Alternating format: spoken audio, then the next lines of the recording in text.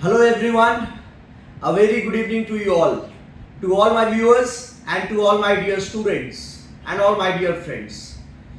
As you all know that we are running with our MCQ series. So in continuation with the series, today we shall be discussing the very essence of writ petitions. You know that there are 5 writs: habeas corpus, quo warranto, mandamus, certiorari and prohibition. These are the 5 writs that we have got in our country and it has been given by the Constitution of India. तो इन पांचों से कुछ कुछ सवाल आते हैं जो कि बार बार regularly you will find that these questions have been asked. तो मैं कुछ क्वेश्चन को 7-8 क्वेश्चन को पिक किया हूं ये पांचों रिट्स के बेसिस पर जिससे सवाल आते हैं जो कि बहुत बार पूछे गए हैं. तो मेरा बस मुद्दा यही है कि मैं आपको समझा दूं कि किस तरह से सवाल पूछे जा रहे हैं और उसका आंसर क्या हो रहा है और उसका आंसर वो क्यों हो रहा है, उसके आंसर में रीजन क्या है, लॉजिक क्या है. तो उसकी बात हम लोग अभी करेंगे, है ना. पहला सवाल है हमारा कि which of the following writs may be issued in case a public servant ultra wires the authority. कौन सा रिट इशू होगा जब पब्लिक सर्वेंट अल्ट्रा वायर्स काम करता है. तो सबसे पहले तो आपको यह जानना है कि अल्ट्रा वायर्स का मीनिंग क्या है. अल्ट्रा वायर्स का मीनिंग होता है बियॉन्ड द पावर्स और इसी से मिलता जुलता है कि intra vires, that is within the powers. Within the powers अगर कोई भी आदमी अपने अथॉरिटी के बाहर काम कर रहा है तो उसको बोलते हैं अल्ट्रा वायर्स. वो अपने अथॉरिटी के बाहर जा रहा है, he is acting beyond the powers. तो आप ही बताइए कि इसका आंसर क्या सही होगा. इसका आंसर को वारंटो है. That by what authority. को वारंटो का लिटरल इंटरप्रिटेशन क्या है बच्चों? By what authority. किस अथॉरिटी से, क्योंकि आपका पावर तो यहीं तक है, आप यहां तक कैसे चले गए. आपका पावर यहां तक था, आपका जुरिस्डिक्शन यहां तक था, आपकी अथॉरिटी यहां तक थी, तो आप यहां तक नहीं जा सकते. राइट. तो quo warranto will be the right answer. Right. इसके बाद को वारंटो से एक और क्वेश्चन है that which writ can be issued when appointment is contrary to the statutory provisions. कौन सा रिट इशू होगा कि जब अपॉइंटमेंट जो है वो स्टैट्यूटरी प्रोविजन के कॉन्ट्ररी में है. तो इसका भी जो ऑप्शन है वो को वारंटो ही होगा, क्योंकि बिना अथॉरिटी के, बाय व्हाट अथॉरिटी. तो को वारंटो का रिट इशू होगा इस क्वेश्चन में भी. नेक्स्ट क्वेश्चन को हम लोग टेकअप करते हैं को वारंटो से जो रिलेटेड है. नेक्स्ट है the appropriate writ issued by the court to quash the appointment of a person to a public office is that of a quo warranto. कौन सा रिट इशू होगा जिसके द्वारा कोर्ट किसी आदमी का अपॉइंटमेंट पब्लिक ऑफिस के लिए हुआ है उसके अपॉइंटमेंट को क्वेश कर देगी, खत्म कर देगी. ठीक है. तो कौन सा रिट होगा जब भी अपॉइंटमेंट की बात आएगी पब्लिक ऑफिस से रिलेशन में और बिना जुरिस्डिक्शन के हुआ है, बिना अथॉरिटी के हुआ है, तो आंसर क्या होगा बच्चों? को warranto. That is by what authority. इसके बाद हम लोग कुछ और क्वेश्चन पर आते हैं. एक क्वेश्चन है हमारा कि when a writ is issued to an inferior court और tribunal on the ground of exceeding jurisdiction और acting in violation of the rules of natural justice, it is called a writ of certiorari. एकदम same question, इसी तरह का question repeat हुआ है. देखो ये 8-10 बार ये सवाल है. फिर से इसी क्वेश्चन को थोड़ा अलग तरह से बोला गया है that when a writ is issued to an inferior court और tribunal on the grounds of exceeding its jurisdiction और acting contrary to the rules of natural justice. तो कौन सा इसमें रिट इशू होगा? सर्टियोरी. इसको पढ़ना है सही से, इसको सर्टियोरारी मत पढ़ लेना. दैट इज सर्टियोरी, नहीं तो मेरा भी नाम खराब होगा यार.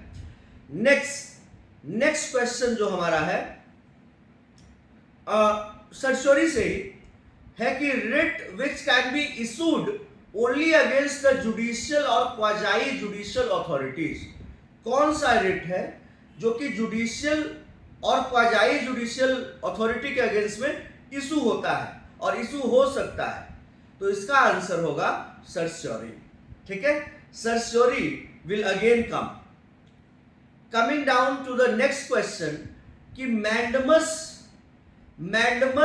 का मीनिंग क्या है, और मैंडमस का ऑप्शन इसमें दिया गया है कि is issued to compel the performance of duties of a public nature. Of course public nature का कोई ड्यूटी है और कोई नहीं कर रहा है तो मैंडमस बोलता है वी कमांड।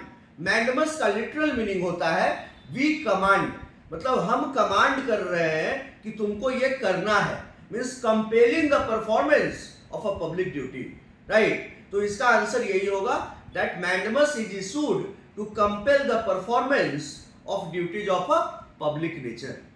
फिर मैंडमस से रिलेटेड क्वेश्चन है, why is the writ of mandamus issued? To direct public authority to perform its natural और पब्लिक ड्यूटी।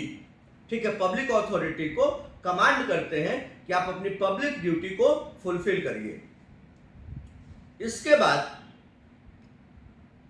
बाद का हमारा क्वेश्चन है भाई साहब, which of the following writs can be sought to be issued to quash unconstitutional appointment to a public office.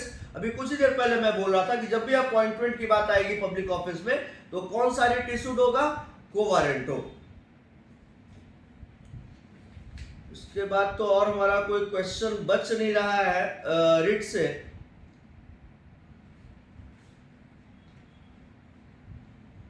Which one among the following of the writs would be issued to release a person from an illegal detention?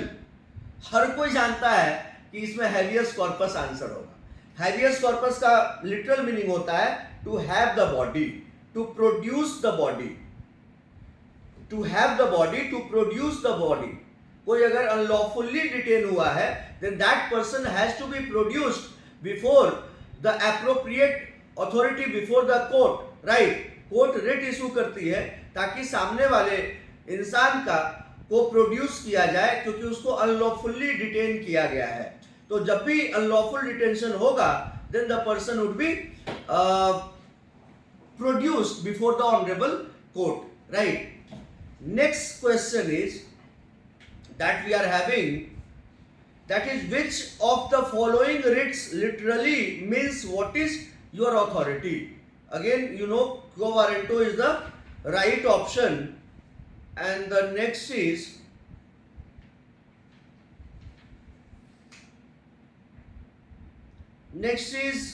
ultra vires तो बता दिया मैंने।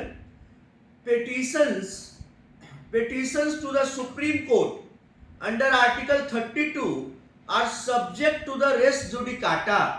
res judicata CPC का concept है, accept race judicata मैं किसी next video में बताऊंगा। सीपीसी का बड़ा ही इंपॉर्टेंट कॉन्सेप्ट है और मुझे नहीं लगता है कि कोई भी एग्जाम जिसमें सीपीसी पार्ट है, मतलब प्रोसीजरल लॉ का कोई भी सीपीसी का एग्जाम किसी भी जुडिशरी में रेस जुडिकाटा के बिना हो जाता होगा, ऐसा संभव नहीं है।